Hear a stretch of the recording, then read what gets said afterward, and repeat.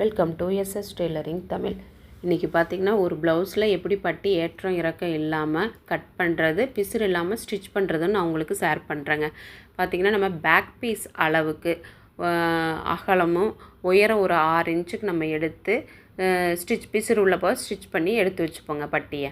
அதுக்கப்புறமா back piece ஃப்ரண்ட்டும் கப்பும் எல்லாம் பிடிச்சதுக்கப்புறமா இப்போ நான் எப்படி மார்க் பண்ணுறனோ அதே மாதிரி நீங்கள் கரெக்டாக வச்சு ஷோல்டர்கிட்ட கரெக்டாக வச்சு கப்புக்கு தேவையான கேப்பு எடுத்து விட்டு நீங்கள் பார்த்தீங்கன்னா அந்த பட்டியோட கரெக்டான அளவை நான் மார்க் பண்ண மாதிரி மார்க் பண்ணிக்கங்க.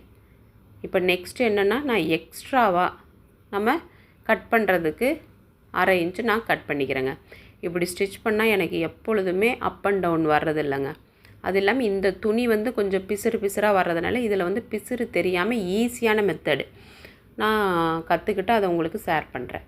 இப்போ பார்த்தீங்கன்னா இதே மாதிரி நீங்கள் ஸ்டிச் பண்ணி பாருங்கள். பட்டி எப்பொழுதும் லைனிங்கும் ஒன்றாவும் இல்லை மெயின் பீஸும் நீங்கள் எந்த பக்கம் ட்ரா பண்ணியிருக்கீங்களோ அது மேலே வச்சுக்கிட்டு ஆப்போசிட் வச்சிங்கன்னா தான், இப்போ லைனிங் நான் எப்படி வச்சுருக்கணும் அதே மாதிரி வச்சு கட் பண்ணிங்கன்னா தான் நமக்கு 2 பக்கமும் கரெக்டாக வரும்.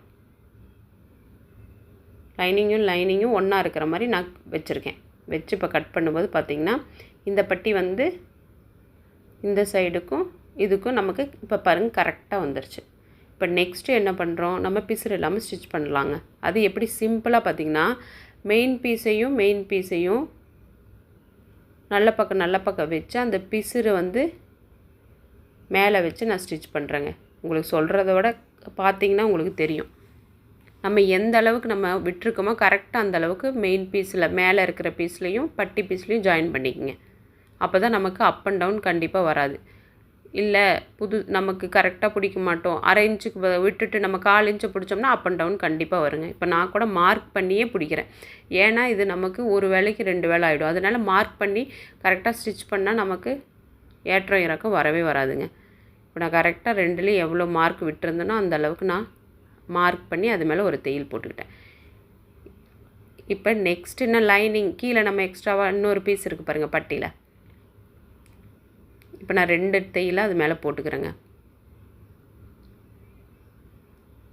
இப்போ பார்த்திங்கன்னா மெயின் பீஸ் 2ஐயும் வச்சு ஜாயின் பண்ணிக்கிட்டேன். அடுத்தது இருக்கிற லைனிங் பீஸு, இப்போ பாருங்கள் லைனிங் பீஸை கரெக்டாக நம்ம எந்த இடத்துல தையல் போட்டோமோ அந்த இடத்துல நல்லா நீவி விட்டுட்டு, எந்த இடத்துலையும் லூஸ் இல்லாமல் நல்லா அந்த பட்டியை நீவி விட்டுட்டு கரெக்டாக மடித்து தையல் போட்ட இடத்துல வச்சோம்னா இப்போ பாருங்கள் பிசுறு உள்ளே போயிடுச்சு. இது ரொம்ப ஈஸியான மெத்தடாக இருந்துச்சுங்க. சரி, நான் உங்களுக்கு ஷேர் பண்ணலான்னு இந்த வீடியோவை நான் உங்களுக்காக ஷேர் பண்ணுறேன். இப்போ பார்த்தீங்கன்னா கரெக்டாக அது மேலேயே தையல் போடும்போது உங்களுக்கு தையல் கரெக்டாக விழுகும். பட்டியை மட்டும் ரொம்ப இழுத்தோ நீங்கள் இது பண்ணக்கூடாது, கரெக்டாக நீவி இது பண்ணணும். இல்லைன்னா இழுத்துக்கிட்டு இருக்கிற மாதிரி இருக்கும். நல்லா தட்டி விட்டு நீவி விட்டு நீங்கள் அந்த போட்ட தையல் மேலேயே அந்த பிசுறு உள்ளே மடக்கி தைச்சிட்டோம்னா பிசுறு இப்போ உள்ளே போயிடுச்சுங்க.